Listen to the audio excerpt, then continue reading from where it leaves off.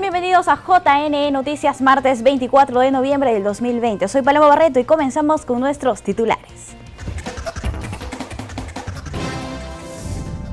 377 supervisores del Jurado Nacional de Elecciones fiscalizarán este domingo desarrollo de elecciones internas de partidos políticos. Elecciones internas dejará gran experiencia al sistema electoral, sostiene jefa del RENIEC. Presidente del Jurado Nacional de Elecciones sostiene que respetará escrupulosamente el cronograma electoral para comicios generales 2021.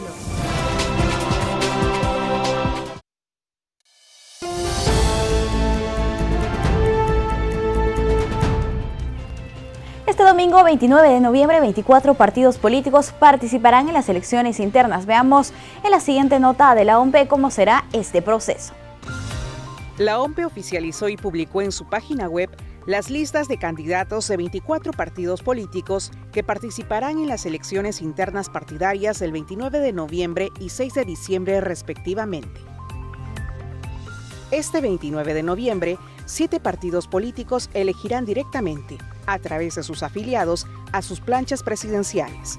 Ese mismo día, los 17 partidos restantes escogerán a sus delegados, quienes luego, el 6 de diciembre, elegirán sus planchas presidenciales, candidatos al Congreso y al Parlamento andino. En el caso de Vamos Perú, la Gerencia de Organización y Coordinación Regional de la OMPE resolvió tener por no presentados los formatos ingresados por la citada organización política debido a que no se oficializó la suscripción del órgano electoral central del partido inscrito en el registro del Jurado Nacional de Elecciones. Por cada caso, las resoluciones han sido notificadas a las propias organizaciones políticas y remitidas al Jurado Nacional de Elecciones y al RENIEC, así como puestas en conocimiento de las gerencias de gestión electoral, informática y tecnología electoral, así como la de información y educación electoral de la OMPE. Para estas elecciones internas de los partidos políticos es crucial contar con miembros de mesa preparados para desarrollar su labor. Por ello, la OMPE presenta en su página web un video del paso a paso de la jornada. Veamos. La Oficina Nacional de Procesos Electorales, OMPE, te saluda y hace de tu conocimiento las instrucciones para la instalación, el sufragio y el escrutinio en las elecciones internas de las organizaciones políticas. Como parte del trabajo de capacitación de la OMPE a los miembros de mesa que participarán en las elecciones internas de los partidos políticos, la entidad presenta un video didáctico en la web que refuerza los conocimientos adquiridos sobre los 3 momentos cruciales de la jornada electoral, sin pasar por alto el cumplimiento de los protocolos de seguridad y prevención contra la COVID-19. Es muy importante que todas las personas usen permanentemente la mascarilla de forma correcta. Los miembros de mesa deberán acudir a su local desde las 6 de la mañana para iniciar el primer momento de la jornada electoral, la instalación. Esto a fin de revisar el material que les entrega la OMPE. El segundo momento de la jornada es el sufragio. Aquí las autoridades electorales pedirán el DNI y el número de orden del elector y así confirmar sus datos para continuar con el siguiente paso. El elector recibe la cédula, vota en la cámara secreta y luego coloca en el ánfora su cédula doblada. Los miembros de mesa deben tener en cuenta que los electores que tengan algún tipo de discapacidad podrán ingresar a la cámara secreta con una persona de su confianza. El tercer momento es el conteo de votos, donde la regla principal es que por cada cédula debe acordarse si el voto es válido, nulo o en blanco. Por último viene el escrutinio y para su llenado contarán con el sistema de escrutinio automatizado. Para más información del rol de miembro de mesa en los comicios internos, visita www.ompe.gov.pe. Y en ese marco, el Jurado Nacional de Elecciones fiscalizará el desarrollo de la jornada electoral partidaria en todo el país. Como se recuerda, es la primera vez que los organismos electorales tienen competencia en este tipo de procesos. Un total total de 377 supervisores del Jurado Nacional de Elecciones fiscalizarán el proceso de elecciones internas de los partidos políticos, que se llevarán a cabo el próximo domingo 29 en todo el país, con miras a las elecciones generales 2021. De esta manera, vigilarán el estricto cumplimiento de la normativa electoral durante el proceso en el que las organizaciones políticas que optaron por la modalidad un afiliado, un voto, elegirán a los candidatos que integrarán sus fórmulas a la presidencia y vicepresidencias de la República y sus listas al Congreso y al Parlamento andino. También harán lo propio con los partidos que este mismo día elegirán a sus delegados, quienes el 6 de diciembre próximo se encargarán de seleccionar a los postulantes de estas agrupaciones a la presidencia y vicepresidencias de la República, así como al legislativo y al Parlamento andino. Así, durante la jornada electoral que concluirá a las 7 de la noche, los supervisores de la Dirección Nacional de Fiscalización y Procesos Electorales del Jurado Nacional de Elecciones observarán que las mesas de sufragio sean instaladas a tiempo, que el acto de sufragio se desarrolle correctamente y que el escrutinio de los votos sea transparente. El día anterior a la votación, los fiscalizadores verificarán el arribo del material electoral, ánforas, cédulas, actas padrón, entre otros. En todo momento, los integrantes del organismo electoral cumplirán con el protocolo de bioseguridad aprobado por la Oficina Nacional de Procesos Electorales en razón de la emergencia sanitaria por la pandemia de la COVID-19. La participación del JNE en la democracia interna de los partidos se realiza en virtud de la ley número 31038, la que establece la intervención obligatoria de los 3 organismos electorales en estos comicios. Por su parte, la jefa del RENIEC, Carmen Velarde, manifestó que la realización de las elecciones internas les dejará una gran experiencia para seguir mejorando en los siguientes procesos electorales. En el marco de las elecciones primarias que se realizarán este domingo 29, la jefa del RENIEC, Carmen Velarde, resaltó el trabajo para elaborar el padrón de afiliados entregado al Jurado Nacional de Elecciones. Nosotros hemos revisado 22 organizaciones políticas, de las cuales el 84% han sido listados aprobados, es decir, fichas que han estado correctas.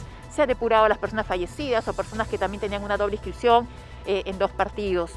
Creemos que hemos realizado un trabajo en conjunto bastante bueno porque hemos logrado la aprobación de las resoluciones por parte del jurado de estos padrones y ya han sido pasados a OMPE. OMPE ya ha tomado contacto también con estas organizaciones políticas y estamos seguros que se van a llevar a cabo estas próximas elecciones. Como se sabe, esta es la primera vez que tanto el Jurado Nacional de Elecciones, OMPE y RENIEC intervienen de forma obligatoria en las elecciones internas, por lo que la titular del RENIEC destacó el trabajo en conjunto para la realización de dichos comicios. Esto nos deja una gran experiencia porque es la primera vez que vamos a realizar estas internas, nos deja una experiencia y estoy segura que después los 3 organismos estaremos coordinando y retroalimentándonos sobre cómo podemos seguir mejorando estos procesos en adelante.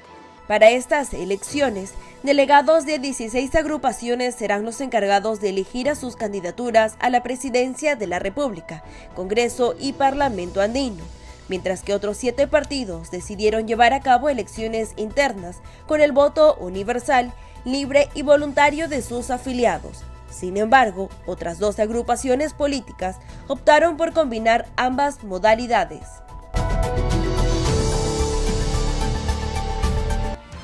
Ahora veamos una pastilla informativa de Infogov sobre las elecciones internas de este domingo 29 de noviembre.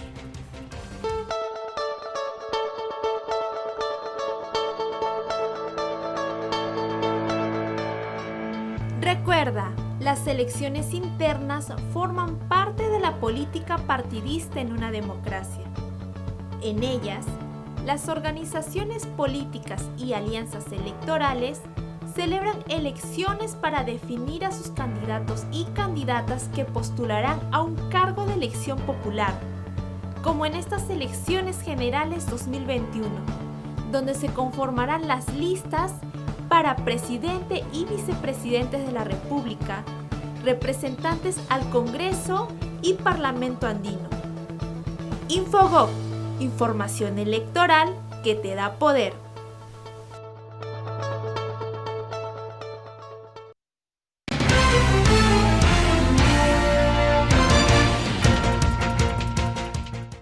Momento de una entrevista, vamos a conversar con Aldo Guamán, él es especialista en conflictividad electoral del Jurado Nacional de Elecciones. ¿Cómo estás, Aldo? Bienvenido, muy buenos días. Buenos días, Paloma, gracias por la invitación. No, gracias a ti por acompañarnos. Hoy vamos a hablar sobre el sistema de prevención de conflictos para las elecciones internas y elecciones generales del 2021. Primero vamos a comenzar definiendo algunos conceptos. ¿Qué son los conflictos electorales, Aldo? Bueno, los conflictos electorales son un tipo de conflicto social, ¿no?, que ocurre entre actores que participan en el proceso electoral, que perciben que sus intereses, valores, necesidades, objetivos pueden ser contradictorios, ¿no? Y en realidad pues se dan cuestionamientos colectivos, la aplicación de alguna regla electoral, ¿no?, lo cual podría impactar de alguna forma en algún proceso electoral, ¿no? Bien, si hablamos de antecedentes en las elecciones generales, ¿existe algún tipo de conflictividad que se haya dado en elecciones generales a nivel nacional? Claro, si nosotros consideramos elecciones generales como las que vamos a celebrar el próximo 11 de abril, por ejemplo, tenemos antecedentes de conflictos que de alguna forma han impactado en el desarrollo de la elección. Por ejemplo, tenemos las elecciones generales del 2011, que recordemos que muy cerca, en este caso fue a la segunda vuelta de esta elección, se activó un conflicto en Puno, ¿no?, en torno a un proyecto socioambiental, ¿no? Pero bueno, en realidad felizmente el conflicto se gestionó adecuadamente y no tuvo un mayor impacto en la realización del proceso electoral, que justamente había el riesgo de que en ese departamento no se lleve a cabo, ¿no?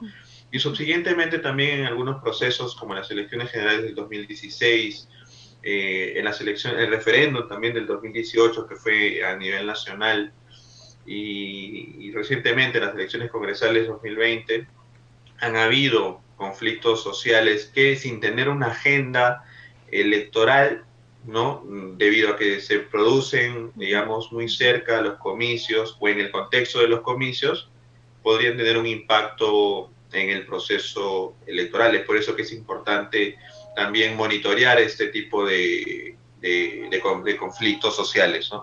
Claro, y es la labor que realizan ustedes desde la Central de Operaciones del Proceso Electoral y Jurado Nacional de Elecciones. Ahora, los conflictos electorales también muchas veces están relacionados con los delitos electorales. ¿Cuáles son estos? Bueno, los delitos electorales básicamente son los que están considerados en el Código Penal, están catalogados como delitos contra la voluntad popular y bueno, son por ejemplo delitos que tienen que ver con la vulneración, la destrucción del material electoral o el impedimento de que los ciudadanos emitan su voto de manera libre, ¿no? Básicamente son estos los delitos electorales que están considerados como en el Código Penal y como tal están también sujetos a una pena, ¿no? Una pena que va entre de 1 a 10 años aproximadamente. Bien, ahora Aldo, si podrías comentarnos por favor cuál es la labor que ustedes desarrollan en el marco ya del proceso electoral que está en curso. Bueno, la Central de Operaciones del Proceso Electoral, la COPE, es el órgano de línea del Jurado Nacional de Elecciones que diseña acciones y estrategias orientadas a la prevención de conflictos electorales y o conflictos sociales que podrían impactar en el desarrollo de la elección, ¿no? En ese sentido, nosotros realizamos coordinaciones tanto de manera interna con las diferentes direcciones del Jurado Nacional de Elecciones que cumplen funciones en el proceso electoral, como la Dirección de Educación, la Dirección de Fiscalización, la Dirección Nacional de Oficinas Desconcentradas, y también con los jurados electorales especiales como operadores electorales administran justicia electoral en primera instancia, pero también con otras instituciones que tienen competencias en el proceso electoral. Por tanto, las que forman parte del sistema electoral como OMPE y RENIEC, como las que cumplen funciones de prevención de conflictos, como por ejemplo la Defensoría del Pueblo, la Presidencia del Consejo de Ministros, o algunas otras que tienen que ver, por ejemplo, con que tienen funciones de garantizar la seguridad pública, el orden interno, como la Policía Nacional del Perú, las Fuerzas Armadas, o incluso también el Ministerio Público, por ejemplo, que tiene competencias de prevención del delito, ¿no? En ese sentido, realizamos coordinaciones con esas instituciones de manera permanente y bueno, lo hacemos a través de un comité, ¿no? Bien, sí, justo de ese comité queremos hablar porque ustedes ya han sostenido una reunión con este Comité de Coordinación Interinstitucional para la Prevención de Conflictos y nos gustaría saber cuál es el primer diagnóstico que se ha obtenido para las elecciones internas y para las elecciones generales del próximo 11 de abril. Bueno, casualmente hemos tenido la primera reunión del comité con la participación de las instituciones que había comentado que forman parte del Comité de Coordinación Interinstitucional para la Prevención de Conflictos Electorales. Asimismo también, bueno, se contó con la participación de la Contraloría General de la República, con el Ministerio del Interior, representado por la Dirección de Orden Público, por la Dirección de Prevención de Conflictos, por la Dirección General de Gobierno Interior, ¿no? Y además de las instituciones que ya había mencionado. Bueno, básicamente en esta primera reunión las instituciones participantes del comité hemos dado cuenta de un poco de cómo va desarrollándose, cómo va avanzando el cronograma electoral de cara, en primer lugar, a las elecciones internas, que son en este domingo, y también ya un poco más información general sobre cómo va avanzando también las elecciones generales, ¿no?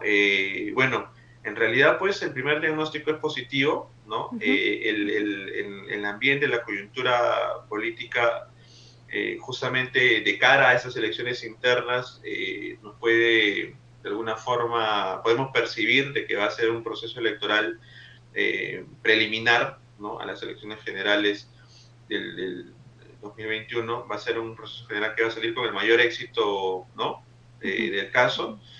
¿Por qué? Porque las instituciones ya están tomando las acciones en sus competencias, ¿no? Para que este proceso electoral pues se realice de una manera adecuada, claro, ordenada, transparente, ¿no? Sí. Por ejemplo, bueno, nosotros en el Jurado Nacional de Elecciones hemos comunicado un poco las acciones que se están haciendo desde, por ejemplo, la Central de Operaciones, la COPE, ¿no? En coordinación con las direcciones de fiscalización, por ejemplo, que se han realizado capacitaciones de prevención de conflictos a los colaboradores del Jurado Nacional de Elecciones que van a prestar justamente su apoyo en el marco de esas elecciones internas y también en las elecciones generales 2021, ¿no? Y por parte, por ejemplo, de OMPE, mencionó que ya se estaban ya se habían realizado las coordinaciones con las Fuerzas Armadas y con la Policía Nacional, porque recordemos que por mandato constitucional, OMPE es la encargada de garantizar la seguridad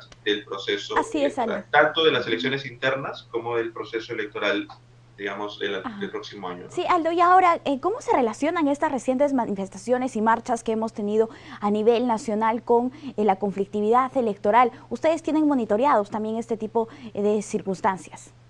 Sí, claro, hemos realizado el monitoreo de cada una de estas manifestaciones en el marco de la coyuntura política y social de nuestro país. Se han emitido reportes también con el detalle de esta coyuntura. Y bueno, es algo que sí hay que tener bastante en cuenta, sobre todo que marca de alguna forma la percepción de la ciudadanía con el sistema político en general, ¿no? Es por eso que es importante tener en cuenta también esta coyuntura política, ¿no? Porque eventualmente, de alguna forma, podría tener un impacto en las elecciones generales 2021. Es por eso que igual en la COPE se ha realizado el monitoreo, ¿no? De esa coyuntura, en realidad, y que forma parte, pues, de las acciones que en la COPE realizamos de manera frecuente y permanente, ¿no? Claro que sí, siempre trabajando en el marco del desarrollo de los procesos electorales. Más bien, ya para finalizar, nos gustaría que des un mensaje y también relacionado a esta campaña que ustedes tienen que se llama Elige una cultura de paz. Sí, justamente en el marco de las acciones de la Central de Operaciones, nosotros tenemos una campaña Elige una cultura de paz, ¿no? Ya en el marco de esas elecciones internas también vamos a emitir, ¿no? Vamos a difundir posts informativos sobre el enfoque de la cultura de paz en el marco también de esas elecciones internas, pero también en el marco general, ¿no? De las elecciones generales 2021, porque en realidad, pues, las elecciones es una oportunidad importante, ¿no?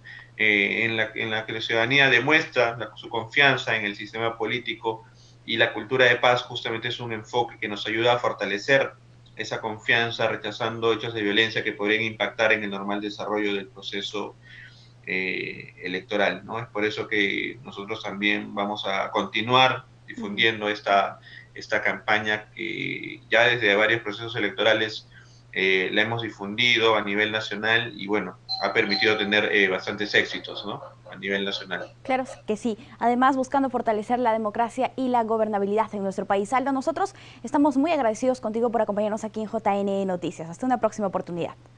Gracias a ti por la invitación. Bien, amigos, vamos a hacer una brevísima pausa. Al volver, más información.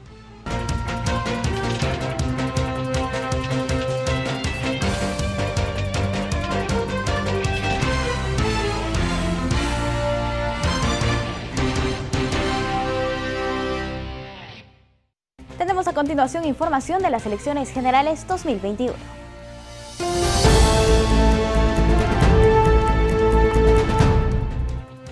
El Jurado Electoral Especial de Moyobamba garantiza el proceso electoral del 2021. El presidente del órgano descentralizado insta a candidatos a mantener una actitud de decencia y respeto. Veamos. En conferencia de prensa, el presidente del Jurado Electoral Especial de Moyobamba, Juan Paredes Bardales, dio garantía del proceso electoral 2021. El órgano descentralizado, integrado también por Albertina Sánchez, segundo miembro, y por Wilmer Vargas como tercer miembro, exhortaron a los actores políticos a actuar con honestidad y respeto en este escenario. Queremos exhortar a los señores actores políticos, a las organizaciones políticas, a los partidos políticos, a los representantes personeros de los partidos políticos, a tener la mejor actitud en el escenario de la política, a actuar con honestidad, probidad y colaboración con el proceso electoral.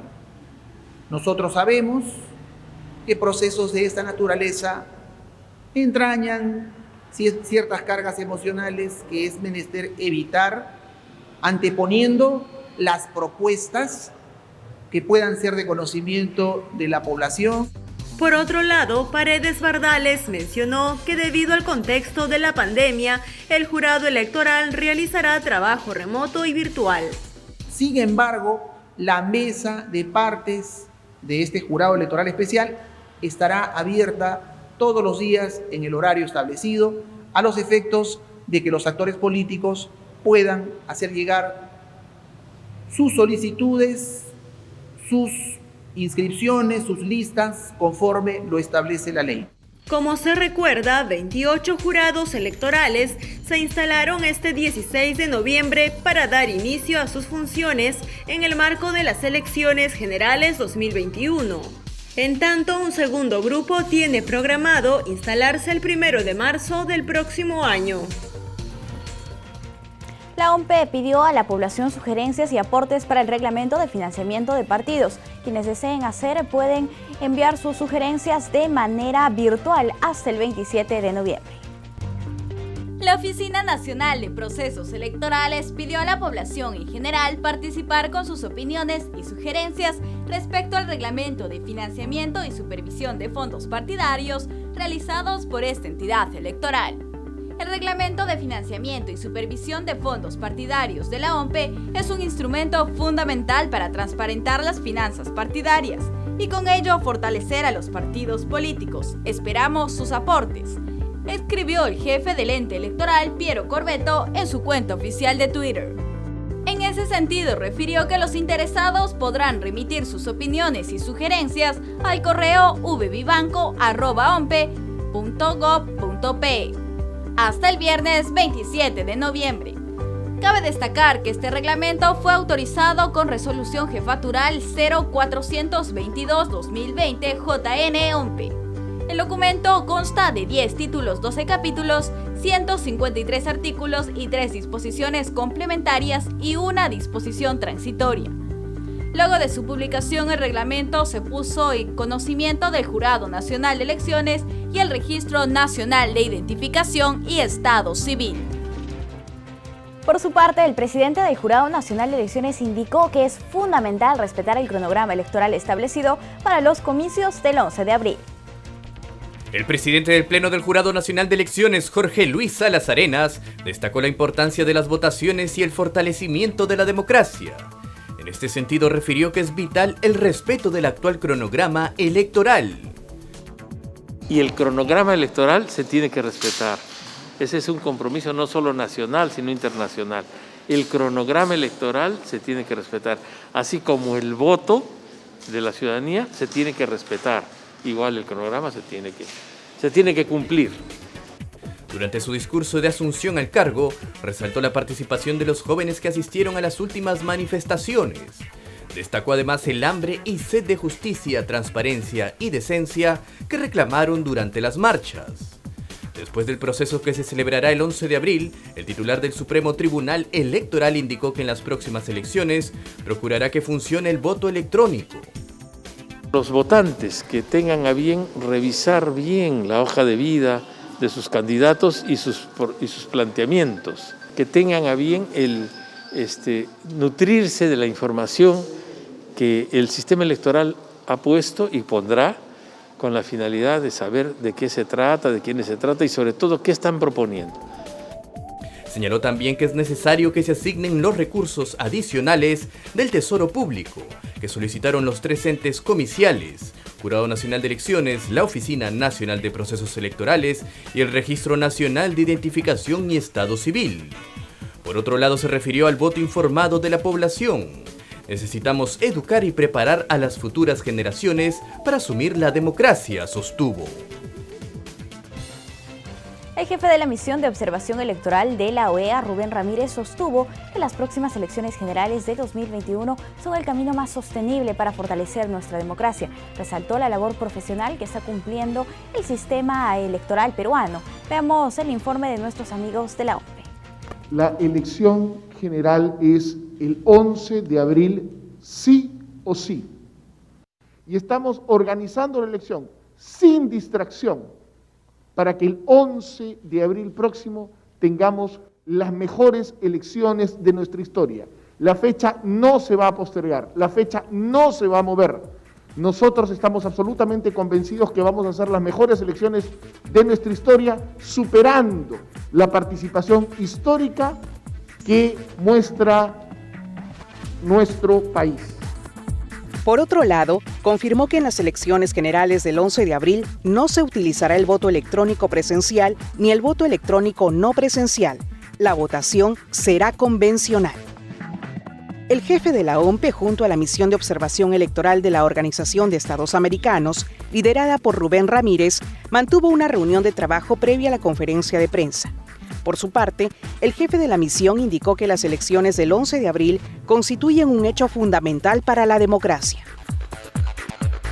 Consideramos que las próximas elecciones son el camino adecuado y más sostenible para que toda la vocación democrática del pueblo peruano pueda seleccionar entre sus candidatos a quienes conduzcan el futuro de la República. Por lo tanto, las elecciones del 11 de abril son fundamentales para la construcción y el fortalecimiento de la democracia del Perú. El jefe de la OMPE también sostuvo una reunión con el jefe del Comando Conjunto de las Fuerzas Armadas, general César Astudillo Salcedo, para coordinar la seguridad de las elecciones internas partidarias del 29 de noviembre y 6 de diciembre, así como las elecciones generales del próximo año. Por su parte, el RENIEC mostró a los observadores electorales de la OEA el proceso que se ha seguido para el cierre del padrón electoral que se utilizará en las elecciones generales. La titular del RENIEC, Carmen Velarde, insistió en que su entidad trabaja para la entrega de los documentos de identidad a los ciudadanos y puedan así cumplir con su derecho al sufragio. El RENIEC recibió la primera visita de la Organización de Estados Americanos como misión de observadores. Este encuentro es orientado a las elecciones generales 2021.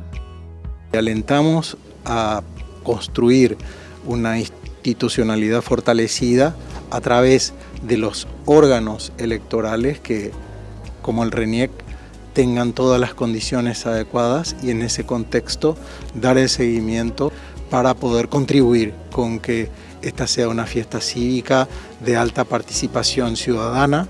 Que hemos podido darles a conocer el trabajo dedicado y técnico que estamos desarrollando con la depuración del padrón electoral. Les hemos hecho conocer el proceso que se ha seguido para el cierre del padrón electoral hacia las próximas elecciones. El propósito más importante es fortalecer la democracia en nuestro país, debido a la coyuntura política que se vivió en esta última semana. Producto de la crisis política que se generó en los últimos días, era importante mandar una señal. La única manera de resolver la crisis política que se ha venido viviendo es a través de las elecciones y que el 11 de abril pues, es la fecha central, estelar para ese propósito. El RENIEC viene realizando diversos procesos que forman parte de las próximas votaciones en nuestro país. Todas las medidas que han tomado para, dentro de la pandemia, poder seguir trabajando con retos muy importantes, pero el RENIEC es una institución que tiene una larga trayectoria y que está acreditada con la sociedad peruana como un espacio de confianza y eso es lo que hay que seguir trabajando. Estamos trabajando también decididamente en la entrega de los documentos nacionales de identidad, que es el instrumento con el cual van a poder hacer sentir su voz en las próximas elecciones generales. Asimismo, les contamos que el jefe de la OMPE hizo un llamado a la ciudadanía a colaborar con el desarrollo de las elecciones generales 2021. Veamos los detalles.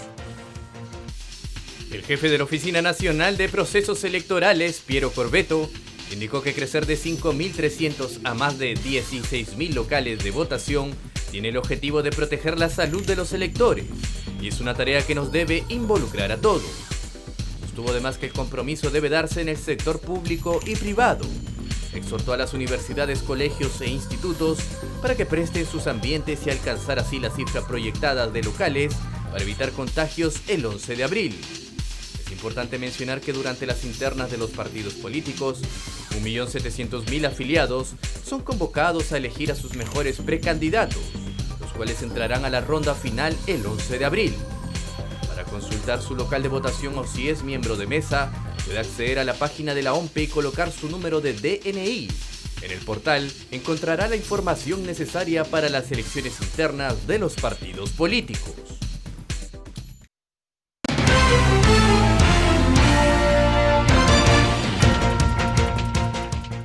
Momento de una entrevista, vamos a conversar con el doctor Fernando Calle, ex magistrado del Tribunal Constitucional. Vamos a hablar sobre la vacancia por incapacidad moral permanente en la normativa constitucional. ¿Cómo está, doctor? Muy buenos días, bienvenido. Buenos días, Paloma. Es un placer estar a mediodía con ustedes. Nuevamente es un honor con el jurado y especialmente con usted como periodista, ¿no? Muchas Estoy gracias. en la orden. Sí. Como decía, dígame usted. Sí, doctor, vamos a hablar sobre la figura de la incapacidad moral permanente, cómo se interpreta, qué es lo que ha pasado en el Tribunal Constitucional recientemente. Usted lo ha dicho bien. Yo creo que aquí lo que había que precisar y era materia del debate era la definición, precisión, o como le están llamando ahora en términos modernos. Es un tribunal, como he dicho yo, no de ahora, hace tiempo ya, demasiado moderno en sus interpretaciones. Por eso critiqué la sentencia del presidente Huatuco, las famosas interlocutorias, para no hablar de otras más. El hecho de que se adelante opinión en el reglamento, y nosotros desde cuando era Tribunal de Garantías Constitucionales, estoy hablando, no sé, más de 20 años, y heredamos el pleno del senador Alba, manteníamos lo que dice el reglamento, no hacer comentarios previos, y después cuando esto se presentaba como sentencia, los que tenían que absolver son los que hacen mayoría. Esto es importante porque de todas maneras, para refrescar lo que seguro muchos juristas que están opinando lo han olvidado. Entonces ahora ya eso se ha roto por lo que veo de hace un tiempo, pero ahora ya ha sido más fuerte. Esto de la vacancia ha producido una eclosión, todo el mundo habla, el otro lo critica al otro, y espero nomás, ruego a Dios que eso no lastime, no dañe la legitimidad y la imagen del tribunal, que es un órgano constitucional autónomo de tanta importancia. Así es, doctor. Ahora. Y usted dijo, por eso le decía, porque el debate estaba en ello, porque fíjese, la competencia en sí, de alguna forma ya ha estado definida, ¿no? porque, y me refiero al hecho de que cuando se vio en este caso, que hay que aclarar y que es importante que a la gente se le quede grabado, los juristas lo entienden, supongo, aunque he notado muchas expresiones, estamos hablando, Paloma, de la vacancia, la primera vacancia, la demanda competencial que está en el tribunal, no hay otra, esto es importante, no hay otra demanda, no hay otro pedido. Entonces el tribunal se ha pronunciado sobre la que tiene o la que tenía, porque ya la resolvió. Y en el caso de esta vacancia, el presidente Vizcarra planteó con el procurador también una cautelar, como consecuencia de estas acciones, llámese amparo competencial, para evitar que siga el procedimiento para votarse la vacancia. Esa era la intención de una cautelar. Claro. Sin embargo, por boca de la presidenta en distintas entrevistas en ese momento, se dijo que se había declarado porque esta cautelar se declaró improcedente. Ya una posición muy clara a la que la presidenta respondió que esto se había presentado porque ya se había votado y que no se había alcanzado los votos en el Congreso para vacar al presidente y por lo tanto era innecesario ya pronunciarse al respecto. Como respuesta a la situación que se tenía en ese momento, ¿se entiende? Sí, esa respuesta se habría trasladado a lo de hoy, porque lo que dice la mayoría, estamos analizando solo lo que están diciendo los magistrados, ¿no? No estoy dándole mi posición. Sí, doctor, y es que precisamente aquí me gustaría que usted nos dé su posición, ¿cómo se debería interpretar esta vacancia por el tema de incapacidad moral permanente? ¿Es necesario aclarar o no? Bueno, yo en lo personal, yo quisiera que usted me entienda porque no sé si continúe, pero estoy postulando al tribunal para retornar porque siguiendo los principios griegos y otros, decía, si conozco el tema, si sé cómo puedo ayudar y solucionarlo, dice un viejo dicho, es uno cobarde si no lo hace. Y yo he cumplido con la meritocracia que han pedido, eso me hace que le ruego, voy a expresarme doctrinariamente, pero no necesariamente porque este es un tema que estoy viendo, probablemente vuelva a presentarse, ¿no? Claro. Y entonces, si yo tengo el honor, si reúno los requisitos según los miembros del Congreso y si no paralizan algo que fue motivo de la disolución del Congreso, tendría que verlo, ¿no? Pero mire, yo le diré algo, ya esto se ha visto con anterioridad en muchos casos. Por eso es que incluso se elevó la valla a 2/3. En la época del presidente Toledo había la intención por el no reconocimiento de su hija y otras cosas más, a pesar de que tenía una bancada importante, de presentarse la vacancia. Pero ahí el tribunal interpretó la necesidad que como a los magistrados del tribunal para vacarlo se necesita 2/3, como para otros casos, dijo como el presidente de la República, y en ese caso se amplió porque era para un congresista, que no recuerdo el nombre, y entonces dijeron hay que llevar la valla a 2/3, para que haya el principio de igualdad, más aún que la jerarquía presidencial se entiende es la primera, la más alta. Entonces, ante esta situación, el concepto, yo quiero que se entienda bien, de incapacidad moral, no es nuevo. Data después de la independencia, en las constituciones siempre se ha ido poniendo, y digamos en el siglo XX, porque yo escucho mucho, Paloma, que esto se puede prestar a odios políticos y si no tienes parlamentarios. La verdad es que no es tan fácil vacar a un presidente y nos estamos olvidando que tiene que exponerse las condiciones éticas y morales, que lo dicen también, minoría y mayoría, que en parte de eso se trata, de valores no solamente subjetivos, sino reales. En el gobierno del presidente Paniagua, mi amigo, que en paz descanse, se intentó y también se le dio vueltas en esos debates a lo que se conoce, por ejemplo, en el Poder Judicial, en su ley orgánica, en el Ministerio Público, cuando uno, algo así como que uno desprestigia el cargo, ¿no es cierto? No hace daño al cargo por sus actitudes incorrectas, inmorales, que lastiman la imagen de tan alta ubicación institucional. Bueno, a eso va más o menos la definición que justifica, porque no se trata de decir el que tiene mayoría, si yo no quiero tenerlo al presidente, lo vaco. No es tan simple, Pero, se doctor, trata de un presidente de la República. Entonces se necesitaría delimitar, o sea, necesitaría explicar qué es lo que significa esta vacancia por incapacidad moral. Además, no sé si usted esté de acuerdo, pero se ha hablado de también elevar la valla, aumentar el número de votos para lograr vacar a un presidente de la República.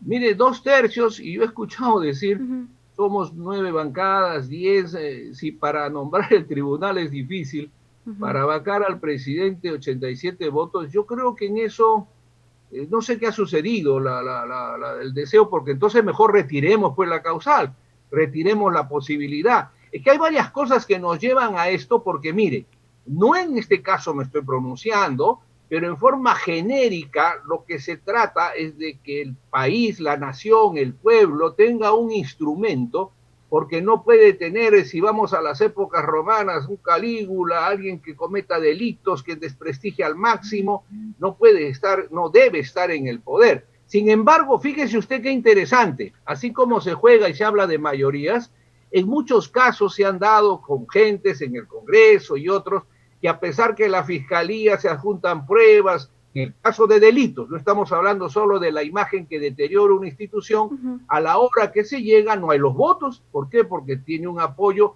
y entonces ahí viene el tema, disculpe Paloma que la lleve, a la necesidad de revisar inmediatamente junto con la inmunidad el artículo 99, me refiero al antejuicio.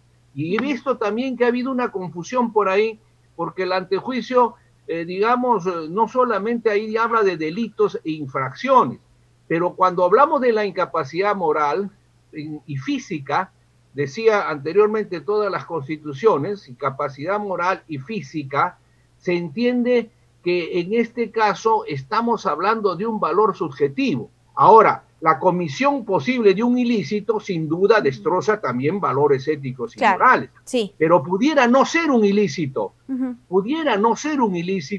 pero que sin duda desdibuja la imagen del magistrado, la imagen presidencial, que afecta lo que debe ser una institución de tanta magnitud.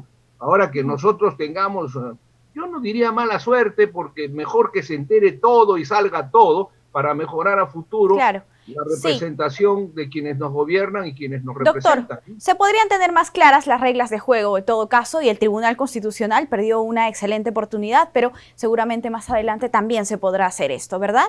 Mire Paloma, he escuchado esa versión, pero entonces, ¿por qué no yo le quiero decir algo? La mayoría cuando dice se sustrae de la materia, y eso lo digo con una autoridad, porque cuando arribamos al tribunal, cuando tuve el honor de estar en ese tiempo, efectivamente en el amparo y en otros había solo la sustracción. El pleno que me honré dijimos, bueno, si se sustrae uno porque ya lo resolvieron, porque el daño se ha causado, es irreparable, etcétera, pero vamos a entrar al fondo. Ese historial doctrinaria hemos dejado, vamos a entrar al fondo porque podría darse el caso suyo, de una situación de una dama o de un hombre que tiene derecho a una indemnización en mérito de lo que nosotros podemos decir, si le declaramos fundada la demanda, ¿no es cierto? Entonces, eso por un lado. Ahora, ¿qué quiero decirle? Que a la hora de los votos en minoría, también no se trata de decir simplemente yo estoy en contra del voto de mis colegas, opino distinto, ha debido ser fundada. Hay que señalarlo por qué y qué se propone. Claro que sí. Siempre fundamentando. Eso tiene que haber mucha precisión, pero le quiero decir algo sobre esto porque se incide mucho. La incapacidad moral es algo que se ve, ¿no? Es algo que se ve, no es tan difícil, ¿no? Había un cantante que decía, no me pregunte lo que se ve con facilidad, ¿no es cierto? Entonces, son cosas pues que sin duda no es tan simple ponerlo. Y yo le voy a recordar algo. Nos han dejado, y pensé en eso como la disolución del Congreso. ¿Se acuerda? Usted me entrevistó, o el jurado, el famoso voto fáctico. Nunca se ha definido en el tribunal el voto fáctico. Y ese era el fondo del tema para la disolución. Para poder tomar una posición si era constitucional o inconstitucional, estamos iguales. Ahora no ha habido una definición. Bien, doctor. Y como digo, no es tan sencilla, ¿no? Pero sí se ve sí se puede apreciar la incapacidad. Sí, doctor, nosotros estamos muy agradecidos con usted por su amabilidad, por estar aquí siempre con nosotros en JNE Noticias. Hasta una próxima oportunidad. Cuídese y le deseamos muchos éxitos. Gracias a ustedes, igual. Cuídese. Bien, amigos, vamos a hacer una brevísima pausa. Volvemos con más.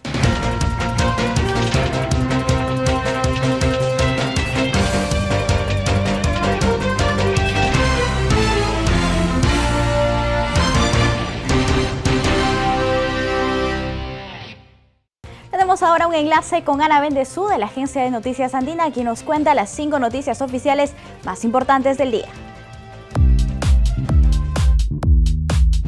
Bienvenidos, desde la Agencia Noticias Andina, estas son las 5 noticias del día. Entre 50 y 100 gerentes públicos prevé movilizar la Autoridad Nacional del Servicio Civil para que trabajen en unas 15 unidades de la Policía Nacional con el objetivo de modernizar la institución en su gestión de sistemas administrativos y presupuestales. La ministra de Salud, Pilar Massetti, se presentará hoy ante la Comisión de Salud del Congreso para informar sobre las medidas en preparación para la vacunación contra el coronavirus y el plan de contingencia frente al brote de la difteria. El ministro de Educación, Ricardo Cuenca, anunció que esta semana se reunirá con representantes del Ministerio de Defensa para fortalecer el proceso de distribución de tabletas destinadas a la educación escolar en el país. Agregó que se encuentra en proceso el equipamiento con el software pedagógico. Rusia afirmó este martes que su vacuna contra el COVID-19 desarrollada por el Centro de Investigación de Moscú tiene una eficacia de 95%. Los resultados preliminares son obtenidos con voluntarios 42 días después de la inyección de la primera dosis. La temperatura diurna de la selva se incrementará hoy martes y mañana miércoles. Se espera que los valores alcancen los 38 grados Celsius en la selva central, mientras que en la selva sur y norte entre 36 y 37 grados, según informó Senan.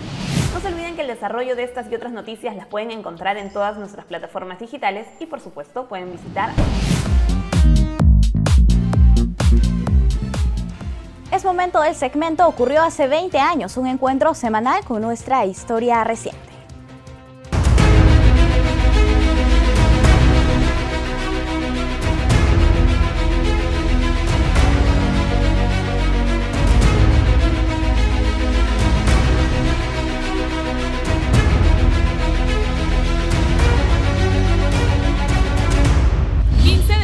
Del 2000, Corea del Sur y Corea del Norte pactan un acuerdo de unificación, el cual es considerada como un hito histórico para los países que buscaban en ese momento la reconciliación.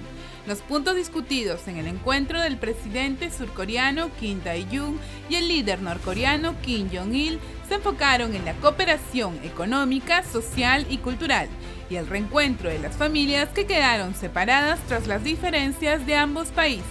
Por esta iniciativa de la búsqueda del diálogo, el líder surcoreano Kim Dae-jung ganó el Premio Nobel de la Paz. Ambas Coreas tuvieron 2 reuniones más, pero a la fecha muchos compromisos quedaron en el aire. 29 de octubre del 2000. El sur del Perú veía nacer el primer levantamiento militar de los hermanos Humalatazo. En Locumba, Tacna, más de 50 soldados dirigidos por el expresidente Ollanta Humala y su hermana Ontauro protestaban contra el gobierno de Alberto Fujimori. Las Fuerzas Armadas no tomaron acciones contra los autodenominados etnocaceristas. Este desafío al gobierno se dio en medio de la fuga de Vladimiro Montesinos del país y además marcaría el inicio de la carrera hacia la presidencia de Ollanta Humala para el 2011. 2 de noviembre del 2000. El ruso Vladimir Kramnik venció por primera vez en un duelo de ajedrez a su compatriota Garry Kasparov, quien ocupaba el primer puesto desde 1985. El encuentro duró 4 horas y en el cual Vladimir superó en duelos y capturó al rey de un confiado Kasparov, quien no pensó que le arrebatarían el título de campeón mundial del llamado deporte de la ciencia. 25 de agosto del 2000.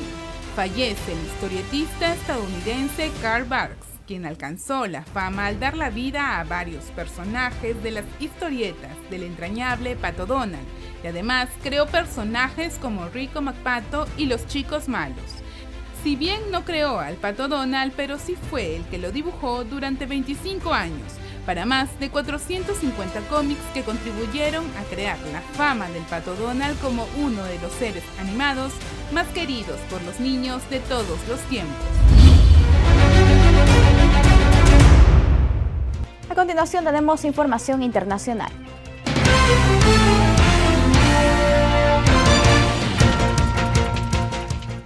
En Paraguay se celebraron elecciones para elegir a miembros del Consejo de la Magistratura. Jorge Bogarín y Óscar Pacielo fueron los ganadores elegidos por más de 31.000 abogados. En Paraguay, más de 31.000 abogados acudieron a las urnas para designar a su representante al Consejo de la Magistratura. Fueron elegidos Jorge Bogarín y Óscar Pacielo en unos comicios marcados por un estricto cumplimiento de los protocolos de bioseguridad. Por su parte, el Tribunal Superior de Justicia Electoral confirmó a los ganadores Bogarín, que iba por el movimiento Es Nuestro Momento, quien alcanzó el 30%, y Pacielo, que obtuvo el 23,3% de los votos.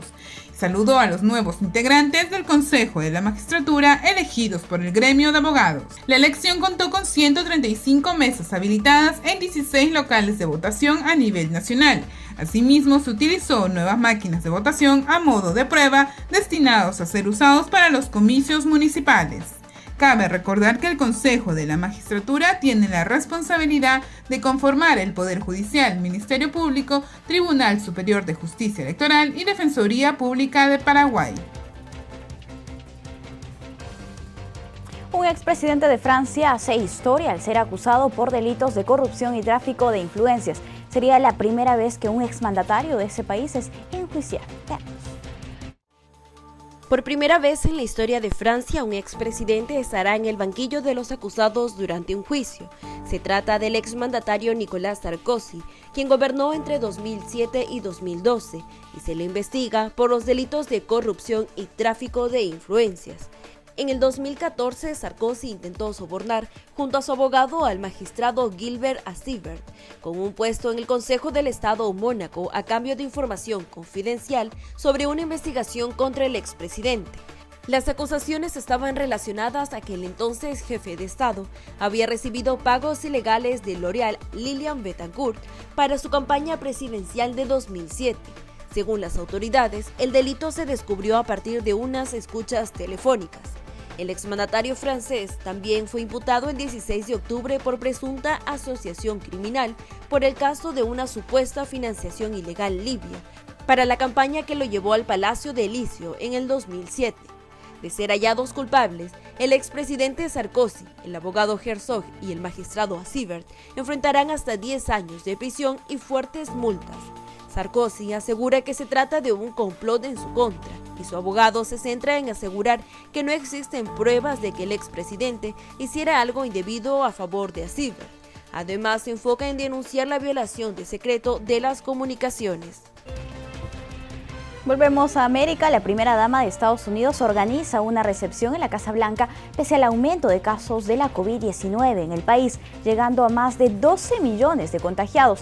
En tanto, Donald Trump continúa batallando su lugar en el sillón presidencial. En Estados Unidos, pese a los últimos brotes del contagio de la COVID-19 dentro de la Casa Blanca, la aún primera dama Melania Trump será la anfitriona de una recepción por fiestas de Acción de Gracias el 30 de noviembre. Esta reunión se realizaría yendo en contra de las recomendaciones de los asesores del gobierno. Cuestionan la decisión debido a que se ha pedido a la ciudadanía que sacrifiquen reuniones familiares para frenar la propagación del virus. A su vez, autoridades advirtieron que la reunión organizada en la Casa Blanca sería un foco de contagio en un momento que el coronavirus se ha expandido en el país, superando los casos a más de 12 millones este fin de semana. Mientras tanto, el presidente Donald Trump solo enfoca todos sus esfuerzos por revertir resultados de las elecciones pasadas, reclamando fraude y no reconociendo a su sucesor Joe Biden. En tanto, militantes del partido de Trump, los republicanos, aún no se pronuncian ni brindan el apoyo o desacuerdo con los resultados que dejan a su líder fuera del poder.